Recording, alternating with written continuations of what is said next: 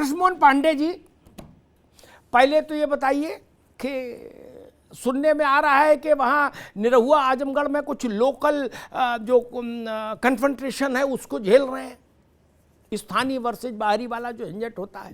एक दूसरा एक प्रश्न आता है कि यादवों का बड़ा नेता कौन? ठीक, धर्मेंद्र यादव या निरहुआ? ठीक, ये भी पॉइंट आपके लिए बहुत मजबूत नहीं है। धर्मेंद्र यादवों के बड़े नेता नहीं हैं, लेकिन धर्मेंद्र जिस परिवार के हैं वो परिवार तो उत्तर प्रदेश का यादवों का सबसे बड़ा प्रतिनिधि परिवार है, जैसे बिहार में लालू। फिर कोई नंद किशोर यादव वहां लालू यादव के बरक्स खड़ा नहीं हो पाया बिहार में क्या? और ना यूपी में कोई अशोक यादव मुलायम सिंह के खिलाफ खड़ा हो पाया। एक तीसरी चीज जो मुझे लग रही है, आजमगढ़ में इधर भी आजम है उधर भी आजम है। चुनाव में आपका कैंडिडेट भी उन्हीं की चाय बोल के आता था बाहर दौड़ के, वो कहते जाओ बच्चा चाय बोले आओ। और ये आसिम राजा भी। इन परिस्थितियों के बीच में चुनाव है मित्र। पांडे जी, क्या फीडबैक है, क्योंकि अब तो आज बंद हो गया प्रचार? देखिए अमिताभ जी, मैं एक एक बातों का ठीक ढंग से थोड़ा सा विश्लेषण करना चाहूंगा। जी बिल्कुल बिल्कुल। जैसे आपने कहा कि स्थानीय बनाम बाहरी जी, तो स्थानीय बनाम बाहरी की चर्चा कर ले तो निरहुआ जस्ट बगल वही गाजीपुर के रहने वाले, और जब तक चुनाव हारे हैं तब से लेकर और आज के दिन तक जनता के बीच में रहे।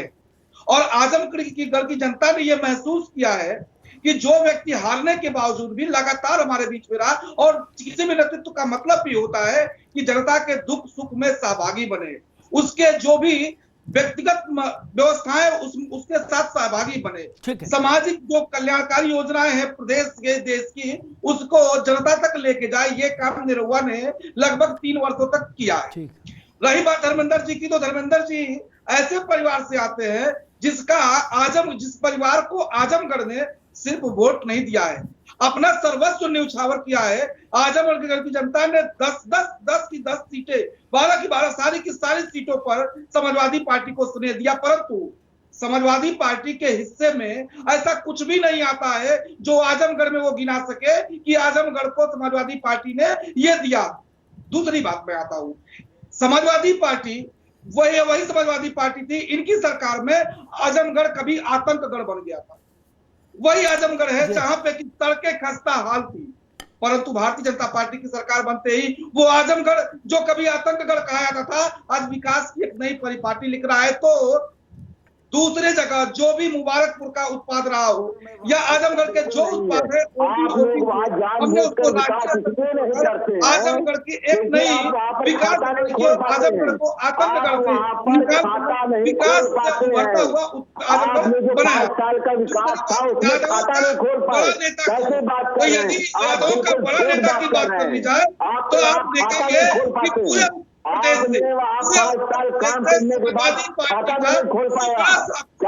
और यादव बहुत बड़े यादव बहुत बड़ी यादव की आबादी वो भारतीय जनता पार्टी के साथ थी। और आज का समय स्थिति हो गई आजमगढ़ में कि धर्मेंद्र यादव जी को अपनी जगह छिपानी पड़ रही है, अपना मुख छिपाना पड़ रहा है कि आजमगढ़ के हिस्से में जाए, क्योंकि समाजवादी पार्टी धर्मेंद्र यादव और अखिलेश यादव के हिस्से में ऐसा कुछ भी नहीं आता जो उन लोगों ने आजमगढ़ के लिए विशेष।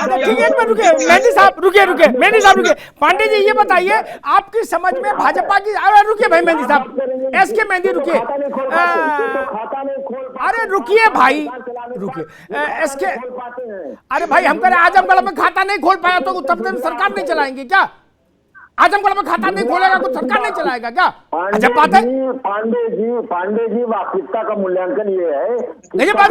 अरे भाई एसके मेहंदी रुकिए, पांडे जी आप भी रुकिए, एसके मेहंदी रुकिए। आजमगढ़ सिरमाथे, लेकिन आजमगढ़ की 10 सीटों पर मान लीजिए किसी खाता नहीं खोले तो वो उत्तर प्रदेश में सरकार नहीं चलाएगा। 10 ही ना सीटें हैं विधानसभा की, आजमगढ़ उत्तर प्रदेश थोड़ी ना हो जाएगा भाई। भारतीय जनता पार्टी की आजमगढ़ को, आजमगढ़ उत्तर प्रदेश नहीं हो जाएगा मित्र, नहीं। आजमगढ़ भी है उत्तर प्रदेश में एक जिला। मेहदी भाई, मैं यही आपकी बात को कह रहा हूँ जी। कि आजमगढ़ ने आपको इतना प्यार दिया, इतना दुलार दिया, 10 की 10 सीटें दी, परंतु आजमगढ़ के हिस्से में क्या मिला? बदहाली, बदसूरती, और क्या मिला? आतंक का गढ़, अपराध का गढ़, आतंकवाद, आजमगढ़ में हिंसा का गढ़। आपने 5 वर्षों में और विगत 7 वर्षों में लोकसभा में आजमगढ़ के हिस्से सिर्फ बदहाली दी, सिर्फ बदनाम दिया, और आजमगढ़ को आपने पहला पुतला के सिर्फ और सिर्फ बदहाली दी है। परंतु भारतीय जनता पार्टी की 6 वर्षों की सरकार में वहां पर ओडीओपी से मुबारकपुर की साड़ियों को अंतर्राष्ट्रीय ख्याति पहुंचाई है। तो आतंक गढ़ से निकाल, ठीक है, ठीक है, ठीक है, ठीक है, ठीक है। दोनों रुकिए। ताहिरा, अरे रुकिए भाई, मेहदी साहब अभी नहीं, no, I will not allow, no, अभी रुकना होगा। ताहिरा हसन, अबे रुकिए भाई, आजमगढ़, एक मिनट रुकिए, अरे भाई रुकिए अभी।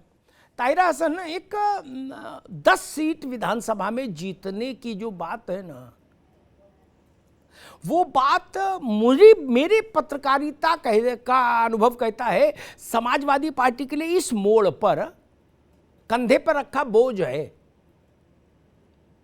कि जो न मानियो ब्रह्मसर तो महिमा मिटे अपार। अगर परिणाम मनमाफिक नहीं आया तो उसका स्पष्टीकरण देने में पसीना आ जाएगा, एसी चलाने के बाद भी।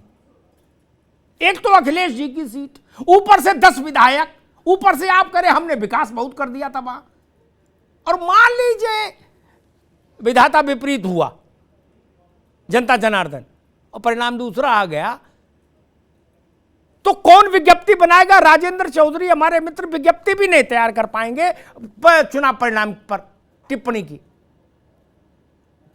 क्या लिखोगे और क्या बताओगे? ताहिरा हसन जी बताइए। नहीं, देखिए, इसीलिए मुझे लगता है कि अखिलेश यादव अपने को दूर किए हुए हैं, क्योंकि जाहिर है कि वहां पर पूरा का पूरा सीट्स जो हैं वो इनको मिली क्योंकि समाजवादी को दिया।